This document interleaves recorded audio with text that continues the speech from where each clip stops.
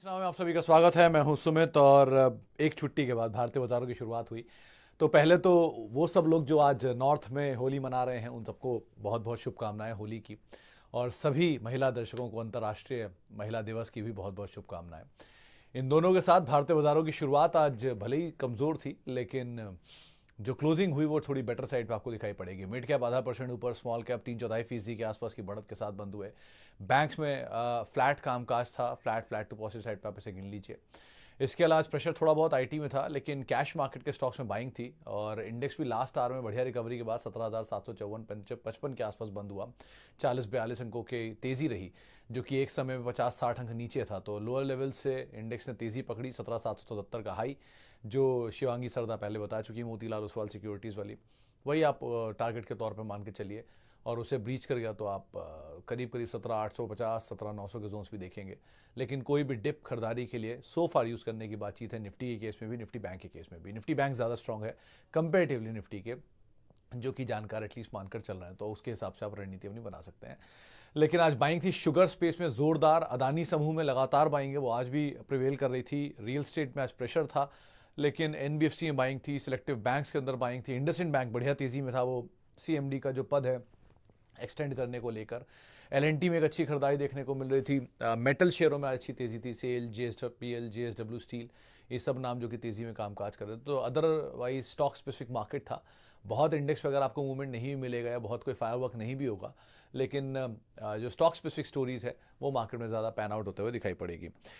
सीधे सवाल जवाब का सिलसिला शुरू कर लेता हूँ और बातचीत कर लेता हूँ कुछ सवालों को लेकर भी। सबसे पहला सवाल जो मेरे पास आया है वो है, आज डीमार्ट इतना गिरा है, कोई पर्टिकुलर रीज़न? अनुभव सर, ऐसा कोई रीज़न तो मेरे पास नहीं है, बट डीमार्ट केस में 2800, 2900, 3100, ये तीन जोन्स को आप ध्यान रखिएगा। इसके आसपास कहीं भी मिले आप थोड़ा थोड़ा ऐड कर सकते हैं।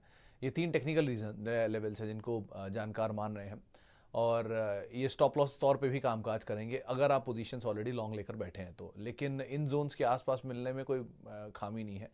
देखिए, दो तीन चीज़ें अच्छी, दो तीन चीज़ें बुरी हैं। पहला बुरा पार्ट बताता हूँ पहले, क्योंकि वैल्यूएशन वाला पार्ट हमेशा से इसके साथ महंगा था। वो विद एडजस्ट हो रहा है विद टाइम। जब आप एक तरफा तेज़ी देख चुके होते हो किसी भी स्टॉक में, तो वो बहुत समय तक कंसोलिडेशन में रह के उस तेज़ी को एडजस्ट करता है।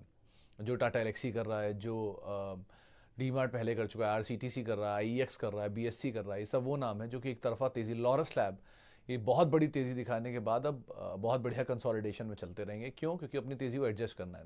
एडजस्ट करने के बाद ये धीरे धीरे अकॉर्डिंगली पिकअप करेंगे, और साथ साथ प्रॉफिटेबिलिटी उस ड्यूरेशन में बढ़ी जाएगी, तो वैल्यूएशन अपने आप नीचे आ जाएंगे। तो डीमार्ट उसी का हिस्सा है। 1 2 रियल स्टेट रिटेल का सबसे बड़ा प्लेयर है लिस्टेड स्पेस में, रिलायंस को हटा दें तो। और मेजरली सारे ओन स्टोर्ड हैं, तो रेंटल इनकम, रेंटल कॉस्ट इनके ऊपर है नहीं बहुत ज़्यादा, तो वो इशू है नहीं। स्लोली एंड स्टेडली एक्सपैंड कर रहे हैं, लेकिन अब जो एक्सपेंशन है वो थोड़ा एग्रेसिव हुआ है पहले के स्टेडी मूव के बाद। तो बने रह सकते हैं अगर आप रिटेल के किसी प्लेयर को खेलना चाह रहे हैं तो। कंपनी में ऐसा कोई खामी नहीं, 75% इक्विटी प्रमोटर के पास है, बस डिविडेंड नहीं आता है, बाकी सब तो ठीक ही है। तो आप अदरवाइज बने रहें। स्टोरी अगर रिटेल की आप प्ले करना चाह रहे हैं तो, वरना ट्रेंड, एबी फैशन जैसे दो नाम और भी अच्छे नाम हैं रिटेल में, आप उनको भी देख सकते हैं। How compounding works stocks, I don't understand how it works. Shivam sir, ऐसा बड़ा टॉपिक इतने छोटे प्लेटफॉर्म पे कैसे समझाऊं, लेकिन मैं इतना समझा सकता हूं कि आप कंपाउंडिंग के केस में कोई भी चीज़ जब आप 2+2 जोड़ोगे तो 4 होगा, और फिर वही चीज़ जब 4+4 जोड़ोगे तो 8 होगा। कंपाउंडिंग हमेशा काम करती है एक्सपेंशन में। सीए मतलब सिंपल इंटरेस्ट और कंपाउंडिंग इंटरेस्ट आपने सुना ही होगा, जिसे चक्रवर्ती ब्याज बोलते हैं हिंदी में। इसका मतलब ये होता है कि आप कोई भी चीज़ आपने 100 रुपये जमा किए, आपको 10% ब्याज मिला, तो आपका 110 रुपया हो गया। वो 110 रुपये को आप जब दोबारा री इम्पोज करोगे मार्केट में, री इन्वेस्ट करोगे मार्केट में, तो 110 पे 10% ब्याज मिलेगा, तो आपको 121 रुपये मिला। तो ये कंपाउंड हो रहा है, क्योंकि वो हर बार आपके पुरानी असल में आपका ब्याज जुड़ गया और वही ब्याज के साथ मिली हुई असल में फिर आपका ब्याज जुड़ेगा। तो ऐसे करके कंपाउंड काम करता है। स्टॉक मार्केट के काम ऐसे ही होते हैं। आपने कोई शेयर लिया से आईपीओ में, क्वालिटी कंपनी का आईपीओ, विद टाइम उसने आपको बोनस दे दिया। सब बोलते हैं वो बोनस का दाम एडजस्ट हो गया। बोनस का दाम ऐसे एडजस्ट नहीं होता सर। आपने 100 शेयर लिए, आपको 1:1 बोनस मिल गया, आपके पास 200 शेयर हो गए। विद टाइम वो 200 शेयर में जो 100 रुपये वाला दाम था, घूम के शेयर वही दाम दिखा देगा। अब आपके पास 200 है और फिर उस टाइम उसमें 2 बोनस या 1 बोनस और आ गया तो अब 400 है और विद टाइम वो प्राइस को इंक्रीज भी कर रहा है और आपकी क्वांटिटी भी विद टाइम इंक्रीज होती जा रही है। ये तब काम करता है जब आप बहुत लंबी स्टोरी में होल्ड करते हो। मिसाल तौर पर जुबिलेंट फूड अगर आपने 2010 में लिया होता तो उस समय था 400 रुपये के आसपास, 340-350 रुपये के आसपास। वो चलते हुए गया 1800 रुपये, वहाँ पे 1:1 बोनस आ गया 2016 में तो वो बन गया 900 रुपया। फिर वो चलते हुए गया 2500 रुपये, 5000 रुपये, 5000 रुपये इसमें स्प्लिट आ गया। वो आपके फिर क्वांटिटी बढ़ा गया, प्राइस को नीचे ले आया एंड विद टाइम आज आपके पास वही जुबिलेंट फूड एडजस्टेड दाम पे 70-80 रुपये बैठता है और आज आपकी क्रय कीमत 500-550 रुपये। आज अगर उसको लोग बोलते भी हैं कि वो इतना नीचे क्यों आ रहा है, क्योंकि एक तरफा तेजी दिखा चुका है, इस डिकेड का बेस्ट आईपीओ रहा है। सो ऐसा टाइम जब आप टाइम देते हो तब वो कंपाउंडिंग काम करता है और compounding is the best blessing in stock market. अगर आप वेल्थ क्रिएट करना चाहते हो तो वो स्प्लिट बोनस के थ्रू ही नहीं होता, वो डिविडेंड के थ्रू भी होता है, but it will take some time और 2 दिन में कोई कंपाउंडिंग काम नहीं करती। तो आपको अगर टाइम देंगे तो कंपाउंडिंग मिलेगी, अगर टाइम नहीं देंगे तो कोई कंपाउंडिंग काम नहीं कर सकती। 2 दिन में ये सोचकर कि ऊपर बेच के नीचे ले लूंगा, ये मार्केट की सबसे बड़ी गलतियों में से एक है। ऊपर बेचकर नीचे लेते समय आपके पास पैसा नहीं होगा, वो फियर इतना होगा, वो सिचुएशन ऐसी होगी कि आप ले ही नहीं पाओगे, आपकी हिम्मत नहीं होगी। तो इसीलिए ऐसे काम नहीं होता मार्केट में। कंपाउंडिंग के लिए you have to pick it and forget it. At least कुछ छटाई आप कर सकते हो लेकिन शेयर नहीं छोड़ सकते, तो वो आपको कॉल लेनी होगी अकॉर्डिंगली। लेकिन जहां आपको लगा कि नहीं अभी बढ़िया दाम मिल रहा है, बेच देता हूं, नीचे फिर ले लूंगा, वहां कंपाउंडिंग शायद काम ना करे आपके लिए। Since many experts say the market will be range bound till mid 2023, would it be wise to book 10-12% profit even in portfolio stock or is it suggested to let? देखिए अनिल जी, प्रॉफिट बुक करने में कभी कोई बुराई नहीं होती, चाहे वो 10 साल के लिए या 20 साल के लिए या 50 साल के लिए भी हो। इवन आपने मान लीजिए कोई शेयर लिया 1500 रुपये का, वो 3000 रुपया हो गया और आपके पास 100 शेयर हैं, तो आप 25 प्रॉफिट ले सकते हो उसमें से, या 20 निकाल सकते हो, या एटलीस्ट आधा निकाल सकते हो। आपका कैपिटल निकल आया, अब बचे हुए 15 जो 50 शेयर हैं वो आपके फ्री के हैं, वो आप हमेशा के लिए छोड़ दो। बहुत डबल हो जाए वहाँ से भी, 1500 का 3000 हो जाए, 4500 हो जाए, 5000 हो जाए, तो आप उसमें से 10 शेयर और निकाल दो, फिर और पड़े रहने दो 40 शेयर। लाइकवाइज आप इसे बिल्ड होता रहने दो और आपकी कैपिटल निकालते रहो। कैपिटल निकालने से जरूरी है कि आप कैपिटल अगर अपना प्रोटेक्ट कर लेगा तो बाकी पोर्टफोलियो तो अपने आप ही बन जाएगा ऑटोमेटिकली। ये कैपिटल प्रोटेक्ट हो रहा है और ईच टाइम अपना कैपिटल के साथ आप कुछ नया पैसा भी जोड़ के डालोगे तो साइज वैसे ही बढ़ता चला जाएगा। सो ऐसे करके आप पोर्टफोलियो बिल्ड कर सकते हो। लेकिन बाजार रेंज बाउंड है, इसमें कोई दो राय नहीं है, लेकिन स्टॉक रेंज बाउंड रहेंगे या नहीं मुझे नहीं पता, क्योंकि बहुत सारे शेयर 40-40, 50-50% नीचे हैं। मिड कैप ऑलरेडी 10% नीचे, स्मॉल कैप 15% नीचे हाई से दिखा रहा है, तो ऑलरेडी इतने शेयर टूट चुके हैं। सो बाजार रेंज बाउंड रहे से कोई फर्क नहीं। कई बार ऐसा होता है कि इंडेक्स आपको कहीं जाता हुआ दिखाई पड़ेगा, शेयर डबल हो जाएंगे, या इंडेक्स डबल हो जाएगा, शेयर वहीं रहेंगे। ये कोई गणित सही नहीं है, इसमें भी कोई मतलब कोई भी थॉट गलत नहीं होता मार्केट में, सारे थॉट सही हैं, बट आपके लिए वो सूट करेगा या नहीं वो डिपेंड करता है। सो अगर आपको सूट कर जाए तो ज़रूर करिए, अगर आपको नहीं करता मत करिए। बहुत लोग एक्टिवली पोर्टफोलियो नहीं देख सकते हैं, वो शेयर लेकर भूल जाते हैं, उनके लिए वो सही है, उनको वो गेन करके देखा जाता है। कुछ लोग शेयर को एक्टिवली ट्रेड करते रहते हैं, उनको वो सूट करता है। लेकिन जितना ज़्यादा आप बार बार अपने पोर्टफोलियो को देखेंगे उतना ज़्यादा आपका मन करेगा प्रॉफिट बुक करने का, उतना ज़्यादा रिग्रेट होगा हायर लेवल से शेयर के नीचे आने पर। सो अच्छे स्टॉक को अगर आपने ले लिया और आपने सोच लिया कि मेरा एक पर्पस है 20 साल बाद का कुछ करने का, तो उसके लिए ही छोड़ दीजिए, इंस्टेड उसको बार बार देखने के। ओके, आगे बढ़ते हैं। Abbott is an investment grade stock, but Shivam ji नीचे मिल जाए तो ज़्यादा बेटर है। और एबॉट से अच्छे अगर आप पिक करना चाह रहे हो तो इन्वेस्टमेंट ग्रेड में आप सनोफी को देख सकते हो, फार्मा में से डीवीज को देख सकते हो। ये ज़्यादा मतलब एबॉट भी ख़राब नहीं है, बट ये दोनों ज़्यादा बेटर पोजीशन है इस समय। सनोफी डिविडेंड के हिसाब से भी, और डीवीज तो ऑलरेडी नीचे आया हुआ है, तो अगर वो नीचे मिल जाए थोड़ा सा तो ज़्यादा बेटर है। डीवीज आपको घबराया हुआ इसलिए लग रहा है क्योंकि वो 600 रुपये से चला हुआ शेयर 5000 गया है, तो वहाँ से टूट के वो नीचे आया है। ठीक है, नीचे आया, आने दीजिए, नीचे सभी आते हैं, लेकिन नीचे के दाम पर अगर स्टेबल हो जाए कुछ समय तक 3000 रुपये पे, तो बेस्ट बाय 2800 रुपये के स्टॉप लॉस लेके। As per Basant Maheshwari sir, Bajaj Finance is good for 20% return, but as per Ambit Capital today's rating, its target is 5000 with sell call for low asset growth. Now what to do, buy or sell? Prasenjit sir, Basant sir, मतलब I have my highest regard for him. I literally have highest regards for him. I know him from so much time, और वो बहुत ही अच्छे आदमी भी हैं, बहुत अच्छे जानकार भी हैं। एंड लाइकवाइज एम्बिट से जो जानकार हैं वो भी बहुत ही बढ़िया जानकार हैं। तो ऐसा नहीं है इन दोनों में कोई गलती है, लेकिन आप ऐसे समझिए कि आप एक बीमारी के लिए होम्योपैथी, एलोपैथी और आयुर्वेद तीनों नहीं खा सकते ना। Either you have to take homeopathic, you have to take allopathy, और you have to take ayurvedic. आपके हिसाब से आपको जो सूट करेगा आप वो लोगे। आप कमेंट्री पढ़ना चाहो सबकी पढ़ो, चाहे वो एम्बिट की हो, मोतीलाल ओसवाल की हो, शेर खान की हो, या जिस भी ब्रोकरेज की आपको अच्छी लगती हो। लेकिन आप टारगेट्स उनके मत देखो, बिकॉज उनके थॉट के हिसाब से अपना टारगेट बनाते हैं, उनके व्यूज़ के हिसाब से। उनके पीछे जो पहले का थॉट क्या था उस पर डिपेंड करता है। वो 7,000 तक बुलिश थे, घटा के उन्होंने 5,000 कर दिया, माइट भी, तो इसलिए उन्होंने घटाया हो, लेकिन उनकी कमेंट्री पॉजिटिव हो सकती है। बसंत सर बहुत समय से बैंक बजाज फिनेंस पे और HDFC लाइफ पे पॉजिटिव है, इसमें कोई डिनायल नहीं है, और उन्होंने बहुत अच्छा रिटर्न बनवा के भी दिया लोगों को। मिड टर्म में कोई भी गलत पड़ सकता है, कोई भी जानकार बाजार में अगर है तो गलत पड़ेगा, हर आदमी ही गलत पड़ सकता है, ऐसा कुछ नहीं है। बाजार होता ही इसीलिए कि उसका व्यू ही ऐसे होते हैं, इसलिए उतार चढ़ाव होता है, कोई बेच रहा है कोई खरीद रहा है, तो कोई गलत कोई सही पड़ता ही रहता है हर रोज़। सो इसमें गलत पड़ने में कोई बुराई नहीं है, इंसान है, गलत पड़ेगा ही। अब आती है बात की बजाज फिनेंस पर्टिकुलरली की, तो Bajaj finance sir one of the finest company है कंज्यूमर ड्यूरेबल स्पेस में। बस एक ही फ्लॉ है इसके साथ कि ये बहुत ज़्यादा चला हुआ शेयर है निफ्टी का पिछले 15 साल के रिकॉर्ड में सबसे ज़्यादा चलने वाला शेयर कोई है तो बजाज फिनेंस है। तो मैं ये नहीं कहूँगा कि शेयर खराब है, बस यही कह सकता हूँ कि अपनी चाल की रफ्तार को कम कर सकता है। वो रफ्तार 57% की रही है, लेकिन अब वो रफ्तार आगे भी 57% रहेगी ये कहना मुश्किल है, क्योंकि पहले 100% थी, वो घटते घटते विद टाइम 57 हुई है। तो ये घटते घटते विद टाइम 24-25 भी हो जाएगी, बट अगेन वो 24-25 कितने सालों में होगी डिपेंड करता है। बट क्वालिटी एश्योर्ड रही है, it's a good company. DMart पे बात हो गई, 3 stock with 15% return for next decade. Shivam sir कोई भी स्टॉक निफ्टी 50 का उठा लीजिए, मेरे ही ट्वीट में पड़े हुए हैं पिछले 15 साल के ऐसे शेयर, जो अभी से 10 दिन पहले मैंने शायद ट्वीट किया होगा, 20 दिन पहले ट्वीट किया था, जो best of the best companies हैं, best of the best business है, बेस्ट ऑफ द बेस्ट पिछले 15 साल के उनके रिटर्न है। आपको कुछ नहीं समझ में आता तो आप उनको उठा लीजिए, आंख बंद करके किसी लीडर को उठा लीजिए, आंख बंद करके किसी मोनोपोलिस्टिक डोमिनेंस वाली कंपनी को उठा लीजिए, बट 2-3 चीज़ों से एश्योर्ड रहिएगा। पहला मैनेजमेंट, दूसरा प्रोडक्ट, तीसरा प्रॉफिटेबिलिटी ग्रोथ। अगर ये 3 चीज़ें मिल रही हैं तो आप आराम से पिक कर सकते हैं। बाकी सबकी अपने अपने हिसाब से एपेटाइट होती है, कुछ डिविडेंड पसंद करते हैं, कुछ ग्रोथ पसंद करते हैं, कुछ एग्रेसिव जाते हैं, कुछ लोग तो सिन प्रोडक्ट भी नहीं लेते हैं। तो लाइकवाइज है, आपकी चॉइस क्या है, आप उसके हिसाब से पिक कर सकते हैं। HCL एंड IGL में भावेश सर दोनों कंपनियां गुड टू होल्ड है। HCL is better to average and IGL can be average but small ticket size, थोड़ा थोड़ा, बट ज़्यादा बेटर HCL है एग्रेसिवली थोड़ा मूव करने के लिए एटलीस्ट। SRF एंड फाइन में SRF is better Suhail sir, and Tata chemical जो बहुत समय चला नहीं है, तो एक बार को टाटा केमिकल को आप वापस पिक कर सकते हो।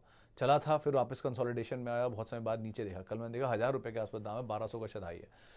So better Tata chemical and SRF को आप रखिए, ज़्यादा बेटर है इन दोनों। फाइन कंपनी बुरी नहीं है बट नई है, तो थोड़ा कंपेरेटिवली ये दोनों ज़्यादा पुराने हैं।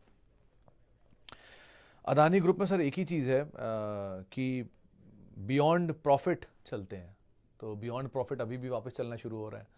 सो गिरने में भी कोई इन्होंने मतलब किसी को रिस्पाइट नहीं दिया, तबाही होती हुई नीचे गए, अब चलने में भी वापस ऐसे ही चल रहे हैं। सो जब बहुत ज़्यादा न्यूज़ फ्लो हो तो अवॉइड कर दीजिए, जब कुछ ना समझ में आया अवॉइड कर दिए, कुछ दिन बाद वापस अपने आप या तो महंगे मिलेंगे या सस्ते मिलेंगे, बट एटलीस्ट एक क्लैरिटी के साथ मिलेंगे। अभी क्लैरिटी नहीं मिलेगी, ऊपर नीचे मिलेंगे, फ़ायदा नहीं है। पिक करने लायक 3 स्टॉक हैं, Adani port, Ambuja and Adani Wilmer, जिनको आप देख सकते हैं, इनमें कैश फ्लोज हैं एटलीस्ट। क्रॉम्पटन कंज्यूमर से बेटर अलार्म सब आप CG पावर ले सकते हैं, वो एक बार को ज़्यादा बेटर पिक है। 2 कंज्यूमर ड्यूरेबल स्पेस में क्रॉम्पटन है और इंजीनियरिंग में CG पावर है। पहले एक ही ग्रुप के थे, अब अलग अलग ग्रुप्स के हैं, लेकिन वो वेल पोजीशन है। और इसमें आप पिक करना चाहते हैं कंज्यूमर ड्यूरेबल स्पेस में तो Havells and blue star and एक और नाम था वोल्टास, इनको आप देख सकते हैं AC थीम पर। क्रॉम्पटन ने रिसेंटली एक एक्सपेंशन किया तो मोमेंटम बेस्ड पिक है, बट एक दायरे में रहा है पिछले काफ़ी समय से, तो उसको आप देख सकते हैं। दीपक सर मदरसन में थोड़ा सा मैं डिफ़र करता हूँ हमेशा इस स्टॉक से, लेकिन हमेशा गलत भी पढ़ता आया हूँ, तो इसलिए मैं अपना व्यू रख देता हूँ। कॉल कैसी लेनी है वो आप अपने हिसाब से आप तय कर लीजिएगा। देखिए मेरा ऐसा मानना है कि ऑटो एंसिलरी स्पेस में सबसे ज़्यादा किसी, या ऑटो में इन टोटल सबसे ज़्यादा किसी स्टॉक ने रिटर्न दिया तो वो मदरसन है, 13 बोनस और 2 स्प्लिट के साथ। मतलब आप ऐसे समझिए कि अगर इसका IPO में आपने 10,000 रुपये लगाए होते तो कहीं आज 200 से 300 करोड़ रुपया होता। इस तरह का इसमें जर्नी बन चुका है। डीमर्जर भी आया एक, तो एक इक्विटी का बहुत मेगा डाइल्यूशन ये ऑलरेडी कर चुकी है कंपनी, बहुत बड़ी इक्विटी इन्होंने डाइल्यूट की है। और बढ़िया चीज़ क्या है, ये अभी भी एक्वायर कर करके उसको सर्व कर पा रहे हैं, सोर्स कर पा रहे हैं। वैल्यूएशन बहुत महंगा है, लेकिन फिर भी मैनेजमेंट का जो स्टॉक मतलब जो स्टॉक है उसमें कोई ऐसा फ़र्क नहीं पड़ रहा उससे, इसलिए वो चलता आ रहा है, अभी भी चले ही जा रहा है। तो जिनके पास थे उनको तो बहुत अच्छा रिटर्न दिया और उन्होंने रिटर्न बनाया भी और बना कर रखी है भी, अच्छी कंपनी है, कंपनी में कोई ख़राबी नहीं है। लेकिन इतना बड़ा दायरा इक्विटी का होने के बाद अब आगे की सोर्सिंग कैसी रहेगी, या यहाँ से भी ये वैसे ही रिटर्न देगा, इस पे एक बार को मुझे थोड़ा सा डाउट है। तो ये मेरा इंडिविजुअल थॉट है, लेकिन कंपनी में कोई डिनायल नहीं है, कंपनी बहुत अच्छी है, बहुत पुरानी हिस्ट्री है। सहगल सर ने क्या मतलब क्रिएट की है हिस्ट्री इस कंपनी से रिलेटेड, उसमें तो कोई डिनायल ही नहीं है। और one of the finest auto ancillary company है, सभी ऑटो मेजर्स को ये प्रोवाइड कराते हैं। बट अच्छी कंपनी और इस तरह की तेज़ी के बाद भी स्टॉक अच्छा रहे, इस पे आप एक बार को किसी से थॉट ले लीजिए, वो ज़्यादा बेटर है। मोमेंटम बेस्ड स्टॉक अगर आप खेलना चाहते हो तो आपके लिए बढ़िया रणनीति है। लॉन्ग टर्म स्टोरी के लिए एक बहुत बड़ी तेज़ी ऑलरेडी दिखा चुका है। बॉश एक अच्छा विकल्प हो सकता है अगर आप ऑटो एंसिलरी के मेजर को ढूंढ रहे हैं तो। मुझे कितने साल हो गए मार्केट में सर? मुझे ऑलमोस्ट 17 साल 16 साल तो मैं एंकर ही कर रहा हूँ, तो जोड़ लीजिए उसके हिसाब से आगे। और 16 साल तो मतलब मैं आपको टीवी पे दिख जाऊंगा, तो बाकी तो हूँ इससे पहले से। L&T माइंड ट्री, हाँ अच्छा, वो पिछले वाले वीडियो में L&T माइंड ट्री को कन्फ्यूज़ कर गया था L&T टेक से, तो उसके लिए मैं माफ़ी चाहूँगा। लेकिन L&T Infotech Mindtree and Coforge में किस शेयर को ऐड कर सकते हैं for 2 years? L&T Infotech Mindtree is a better bet. आज सुबह गाबा सर से बात हुई तो उन्होंने भी बोला था कि इसमें थोड़ा सा कंसोलिडेशन रहेगा, थोड़ा नीचे मिलेगा। तो अगर कंसोलिडेशन और नीचे मिल रहा है तो अच्छी बात है ना, नीचे आराम आराम से ऐड करिए। ज़्यादा strong parent L&T Infotech mind tree है, और ज़्यादा बड़ी एपेटाइट भी इसी की है, नए एडिशन के बाद एक बड़ी कंपनी है, बड़ी एंटिटी बन के आई है सामने। सो ज़्यादा स्टेबल आप इसको फाइंड करेंगे। कोफोर्ज के केस में क्योंकि ब्लॉक ज़्यादा होते हैं और इक्विटी छूटती रहती है थोड़ी थोड़ी, तो एक बार को इसलिए बेटर यही है कि आप L&T इन्फोटेक माइंड ट्री पकड़ लीजिए, वो ज़्यादा अच्छा विकल्प है at least. Difference between Timken and Schaeffler? Schaeffler is a better bet Anil ji, दोनों में। स्कैफलर एक बस एक ही कंसर्न है, इक्विटी बड़ी छोटी है उसकी और वॉल्यूम बहुत थिन होते हैं। तो अगर वॉल्यूम वाले पार्ट को आप संभाल पाएँ, स्प्रेड वाले पार्ट को आप संभाल पाएँ, तो आप आराम से बने रह सकते हैं। Schaeffler is a better bet in comparison to Timken and Schaeffler. Okay, better than PPF FD stock, which are one? Sameer sir, PPF और FD का कोई कंपैरिजन नहीं है, हर चीज़ का अपना अपना एक पर्पस होता है। इंश्योरेंस का अपना पर्पस है, यूलिप का अपना पर्पस है, म्यूचुअल फंड का अपना पर्पस है, PPF का अपना, और FD का अपना, RD का अपना, सेविंग का अपना, गोल्ड का अपना, सबका अपना अपना पर्पस है। आपका पर्पस क्या आपको सूट करता है वो लीजिए। आप FD पिक करने जा रहे हैं, वहाँ पर ऑलरेडी सेफेस्ट ऑप्शन होता है, 6% का ब्याज लीजिए और शांति से रहिए, कोई रिस्क नहीं अटैच्ड है। PPF के केस में अपना पोर्टफोलियो सेव करते हैं, आप गोइंग फॉरवर्ड अपने फ्यूचर को सेव करते हैं, वहाँ पे कोई रिस्क अटैच नहीं है। इक्विटीज़ में रिस्क अटैच और हमेशा रहेगा, आखिरी दिन तक रहेगा। तो उस रिस्क अटैचमेंट का ही आपको रिवॉर्ड बड़ा मिलता है 10% इंक्रीमेंटल रिटर्न के थ्रू। इसीलिए 7% 8% तो आपको FD में मिल जाएगा। स्टॉक क्यों देता है 12% 15% रिटर्न? इसीलिए देता है ना, क्योंकि वो रिस्क अटैच होता है उसके अंदर। इसी तरह से आप कोई प्राइवेट कंपनी का अगर बॉन्ड खरीदेंगे तो उसमें भी 8% ब्याज मिल जाता है आपको, 9% ब्याज मिल जाता है, अब तो शायद 10 भी मिल रहा हो। क्यों? क्योंकि वो प्राइवेट है। PSUs का बॉन्ड जो होता है वो 6 से 7% देता है, तो जहाँ रिस्क अटैच हो जाएगा वहाँ रिटर्न अपने आप बढ़ जाएगा। अगर आप रिस्क की एपेटाइट रखते हैं तो ठीक है। अब रिस्की में से सबसे सेफ बेट कौन से हैं? वो लार्ज कैप्स हैं, इसीलिए वो सबसे प्रीमियम पे कमांड करते हैं। सबसे ज़्यादा डिविडेंड देने वाले स्टॉक, इसलिए वो चलते ही नहीं है। तो सबकी वजह है जिसकी वजह से वो अपनी टेंडेंसीज़ को ट्रीट करते हैं। सो आपको अगर उनमें से कोई भी वजह सूट करती है, आप उस वजह से पिक कर लीजिए उसको। लेकिन ये कभी मत सोचिए कि मार्केट में कोई सेफ बेट है, market is not at all safe. उसमें रिस्क अटैच हमेशा रहेगा, क्योंकि वो इक्विटी मार्केट्स है, वहाँ वॉलेटिलिटी है। बिजनेस देख के आप पैसा डालेंगे तो आपको घबराहट कम होगी, भाव देख के आप पैसा डालेंगे तो घबराने के लिए तैयार रहिएगा। CDSL में मंटू सर थोड़ा समय लग सकता है, क्योंकि ये बहुत बड़ी कंसोलिडेशन के बाद इस लेवल पर आया और आपने बहुत ऊपर के लेवल पर लिया, तो बेटर ये कि आप बने रहें, ज़्यादा बेटर है। कुछ बेचे नहीं, होल्ड कर लें, ज़्यादा अच्छा सिचुएशन आपको दिखाई पड़ेगा। Give one tip from your experience in market. मेरा एक्सपीरियंस सर, मतलब मार्केट में एक्सपीरियंस तो आज भी मैं ले ही रहा हूँ और रोज़ ही लेता हूँ। तो एक ही चीज़ ट्रेडर्स के लिए कि मार्केट इज़ सुप्रीम ऑलवेज। उसमें कोई थॉट मत रखिएगा कि आप बहुत ही अच्छा कर गए, आपने एक ट्रेड अच्छा ले लिया आपको प्रॉफिट बन गया, 5 ट्रेड अच्छे ले लिया आपने प्रॉफिट बना लिया। But don't forget market is supreme. वो अपने आप समझा देगा कि मार्केट क्यों सुप्रीम है, 1। और 2, कभी भी कोई लीवरेज लेके पैसा मत डालिएगा मार्केट में, चाहे कुछ हो जाए, कैसा भी सौदा मिले, कितना भी अच्छा मिले, आपको आपका बेस्ट और द बेस्ट बड़ी बताए कि बाजार में ये सौदे में बहुत पैसा बनेगा, फिर भी किसी से पैसा लेके पैसा बाजार में मत डालिएगा। I have seen people screwing up their life ऐसे ही जिन्होंने मतलब आई हैव सीन वर्स्ट इस सिचुएशन में कि लोगों ने पैसा उधार लिया कहीं से और पैसा डाल दिया और इस उम्मीद में कि पैसा बन जाएगा बढ़िया। नहीं, पैसा नहीं बनेगा, और पैसा बन भी जाएगा तो बहुत रिस्क अटैच है, क्योंकि आपको ब्याज भी देना है और जिसको लिया है वो वापस आपसे लेगा ज़रूर। सो कभी पैसा उधार लेके मत डालेगा, चाहे कुछ भी हो जाए, कितना भी अच्छा सौदा मिल जाए, खुद आपको आके कोई ऐसा बंदा बता दे जो जिसको आप सबसे ज़्यादा ट्रस्ट करते हो, स्टिल पैसा मत डालिएगा पूरा। कुछ पैसा जो आपकी सेविंग है वही डालिए, आराम आराम से डालिए, रिस्क मत लीजिए। और एक चीज़ मतलब हमेशा याद रखिएगा, there is no mother and father to leverage. जो झुनझुनवाला साहब हमेशा कहते थे, बिल्कुल सही कहते थे कि बाजार में लीवरेज का कोई मदर फादर नहीं है। सो एटलीस्ट अपने रिस्क कैप को चेक करिए और उसके हिसाब से उतरिए। और मार्केट तब भी था जब मैं नहीं था, मार्केट तब भी रहेगा जब मैं नहीं रहूँगा, मार्केट हमेशा रहेगा, हम बदलते हैं। सो अकॉर्डिंगली आप यहाँ पे कॉल लीजिएगा, रिस्क एपेटाइट अपनी देख लीजिएगा। Piramal pharma sir, Wasim sir already बहुत टूट चुका है तो कंसोलिडेशन में है। अगर आप डबल डिजिट की रेंज में कहीं पिक करना चाहे पिक कर सकते हैं। रिस्क लेने में तो आप एटलीस्ट ट्रेडिंग के लिए तो देख सकते हो, या मिड कैप या मीडियम टर्म में ले सकते हो, लॉन्ग टर्म के लिए अवॉइड, लेकिन मीडियम टर्म आप देख सकते हो। अगर आपके पास है तो एवरेज भी कर सकते हो, ये ऑलरेडी बहुत टूट चुका है। ओके, पॉलीकैब हेवल्स के वैल्यूएशन पर आ सकता है, टाइम लगेगा सोहेल सर, आएगा तो, लेकिन उस समय हैवेल्स कहाँ होगा डिपेंड करता है। चलिए, इतने सवालों को शामिल करूंगा, माफ़ी उन सभी लोगों से जिनसे आज हम बातचीत नहीं कर पाए, और बहुत बहुत शुक्रिया उन सभी लोगों का जिन्होंने सवाल पूछे। आपसे मुलाकात होगी कल गुरुवार के दिन। तब तक के लिए @सुमित रिसर्च मेरा ट्विटर हैंडल है, और किसी भी निवेश से पहले अपने वित्तीय सलाहकार की राय ज़रूर ले लें। नमस्कार।